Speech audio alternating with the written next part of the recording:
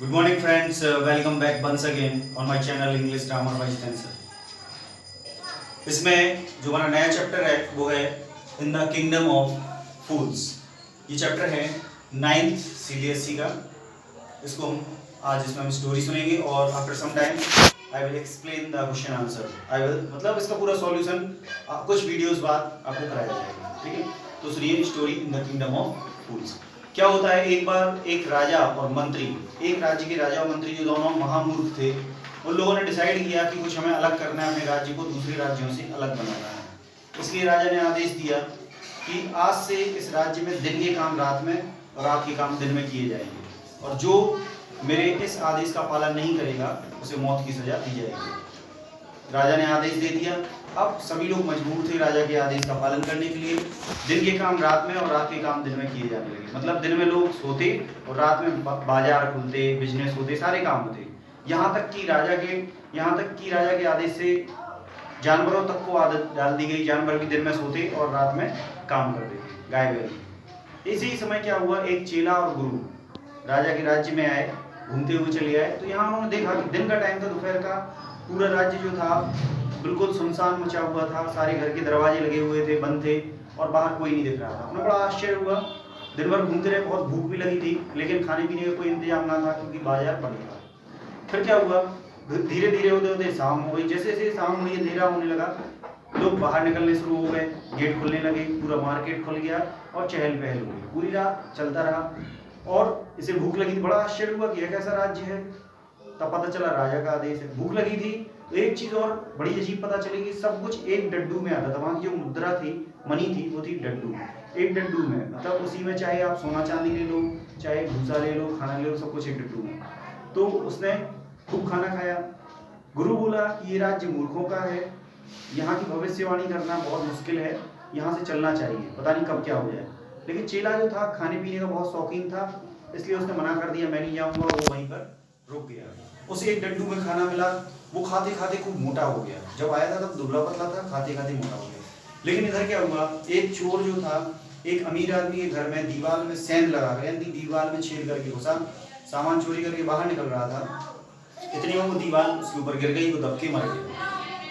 उसके भाई ने, चोर के भाई ने राजा के पास कंप्लेंट की कि मेरा भाई जो है अपना पैतृक बिजनेस कर रहा था, अपने काम में लगा था, वो बिल्कुल निर्दोष था और इस सेठ की दीवार गिरी और वो मर गया, इसलिए उस सेठ को सजा दी जाए, मुझे कुछ क्षतिपूर्ति दी जाए। तो ऐसा कहा। राजा ने कहा ठीक है, बुलाओ। उस सेठ को बुलाया गया। बोले कि तुम्हारी दीवार गिर गई, वो चोर जो निर्दोष था वो अपना काम कर रहा था और वो उसमें दब के मर गया, तो तुम्हारी जिम्मेदारी बनती है, तुम्हें मौत की सजा दी जाती है। उसने कहा कि राजा साहब मुझे माफ करिए, ये गलती तो उस मिस्त्री की जिसने दीवार बनाई, उसने अच्छी दीवार बनाई होती तो नहीं गिरती। कहा ठीक है। उसको बुलाया गया। उसने मिस्त्री से कहा कि तुम्हारी गलती है, तुम्हें मौत की सजा दी है। उसने कहा मेरी गलती नहीं है, एक नर्तकी यानी डांसर थी जो बार बार पायलें बजाती हुई, छमछम करती हुई निकल रही थी और मैं दीवार पे काम कर रहा था, मेरा ध्यान बट रहा था, तो उसकी गलती की वजह से ध्यान बटा, दीवार कमजोर हो गई। तो कहा ठीक है, उसको बुलाओ। उस नर्तकी यानी डांसर को बुलाया गया। ये काफी समय पहले दीवार बनी थी। अब वो नर्तकी भी जो उस टाइम पे जवान थी, अब बूढ़ी हो चुकी थी।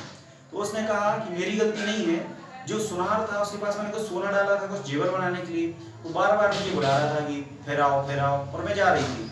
तो कहा ठीक है, उसी की गलती है, उसे बुलाओ। क्यों वो इसको बार बार बुला रहा था, ना इसको बार बार बुलाता, ना ये निकलती, ना मिस्त्री का ध्यान बटता, ना दीवार कमजोर बनती, ना चोर बेचारा उसमें दब के मरता। बुलाया गया उसे। तो उसने सोनार ने कहा कि इसमें सर मेरा कोई दोष नहीं है, ये दोष उस सेठ का है जिसने मुझे जेवर दिए थे, उस अमीर आदमी का। उसके बेटे की शादी थी और उसको अर्जेंट चाहिए थे। बड़े लोग तो होते ही हैं कि तुरंत अपना काम आगे आगे कराते हैं दूसरे का बाद में, इसलिए मैं उस नर्तकी को बार बार टाल रहा था। कहा ठीक है, उसको बुलाओ जिसने जेवर बनवाए थे तुमसे, जिसकी वजह से तुमने नर्तकी को टाला। तो पता चला कि वो तो मर चुका है और वो इसी सेठ का आदमी था जिसकी दीवार गिरी थी। इसी सेठ का पिता था, फादर था, जिसकी दीवार गिरी थी। कहा तुम्हारे पिता की गलती की वजह से दीवार गिरी, अब वो तो है नहीं, लेकिन उनके किए की सजा तुम्हें भुगतनी पड़ेगी। जैसे पिता की जायदाद बच्चों को मिलती है, तो उनकी गलती की सजा भी बच्चों को मिलेगी, तो तुम्हें मौत की सजा दी जाती है। तो इसके लिए मौत की सजा दी गई। उसने खूब माफी मांगी, लेकिन सजा तय हो चुकी थी। फंदा बनाया गया। दुर्भाग्य से वो फंदा था थोड़ा बड़ा बन गया और ये सेठ दुबला पतला था, बिल्कुल ऐसा, तो उसके गले में फिट नहीं आया। तो बोले अब ये तो मरेगा नहीं, तो किसी को तो फांसी लगेगी जब सजा दी है। बोले ढूंढ लो जो मोटा आदमी बन जाए, जिसके गले में फंदा आ जाए, उसे फांसी दे देंगे। ढूंढा गया, सैनिक ढूंढने बाहर निकले, चबूतरे पे देखा यही जो शिष्य था बैठ के खूब खा रहा था, मोटा ताजा था। सैनिक पकड़ ले गए। शिष्य ने पूछा बताओ तो मेरी गलती क्या है। तो उसे बताया कि देखो भाई, फंदा बन गया बड़ा और फांसी की सजा तो किसी को लगनी है, और तुम्हारा मोटा गला है, तुम्हारे लिए फिट आ जाएगा, तुम्हें लग जाएगी। ले गए। शिष्य जो था वो घबराने लगा, उसने अपने गुरु को याद किया। गुरु एक दिव्य पुरुष थे, उनके पास जादुई शक्तियां थी, तुरंत प्रकट हो गए और चेले के कान में बोले धीरे से कुछ। और इसके बाद गुरु ने कहा राजा से कि मैं आपसे कुछ कहना चाहता हूँ। तो राजा ने कहा कहो। बोले मैं आपको बहुत अच्छी बात बताऊंगा, लेकिन पहले मेरी एक आपसे प्रार्थना है। राजा बोला क्या। गुरु ने कहा कि पहले मुझे फांसी दी जाए, फिर इसको फांसी दी जाए, तो मैं आपको एक बहुत अच्छी बात बताऊंगा। तो राजा ने कहा ठीक है। राजा पहले तो समझ नहीं पाया, लेकिन ये दोनों लड़ने लगे, गुरु और शिष्य, नहीं पहले मुझे फांसी, पहले मुझे फांसी। राजा ने कहा आखिर ये माजरा क्या है बताओ। तो उसने कहा ठीक है पहले आप मुझे फांसी दो। गुरु ने कहा तब मैं बताऊंगा। राजा ने कहा ठीक है दे दूंगा पहले तुम्हें, फिर उसको ये बताओ। तो उसने कहा ये फंदा जो है नया है, किसी भी उसको नहीं दिया गया किसी अपराधी को।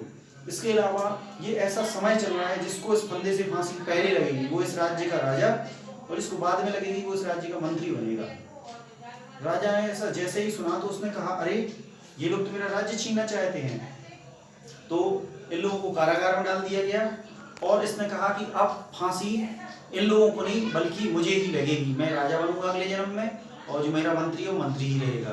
तो इसने क्या किया, सैनिकों को आदेश दिया कि रात के टाइम पे 2 लोग आएंगे कुछ कपड़ा कंबल ओढ़ के, तो एक काम करना इन दोनों को भगा देना, किसको, गुरु और शिष्य को, और उनकी जगह जो नए लोग आएंगे उन्हें फांसी दे देना। सैनिकों ने कहा ठीक है। रात के टाइम पे 2 लोग आए कंबल वंबल ओढ़ के, तो सैनिकों ने उन्हें फांसी दे दी और गुरु शिष्य को छोड़ दिया गया। जब सुबह हुई तो देखा कि जिन्हें फांसी दी गई थी वो वही राजा और मंत्री थे। तो लोगों को उन मूर्ख राजा मंत्री से छुटकारा मिल गया था। अब लोगों ने सोचा कि किसे राजा मंत्री बनाया जाए, यही लोग विद्वान हैं, इन्हीं को बनाया जाए। बहुत इनसे प्रार्थना की तब ये बने, लेकिन शर्त एक रखी, पुराने नियम सारे बदले जाएंगे, यानी कि अब दिन दिन होगा, रात रात होगी। और ये स्टोरी हमारी कंप्लीट हुई। आज के लिए इतना ही। नमस्कार।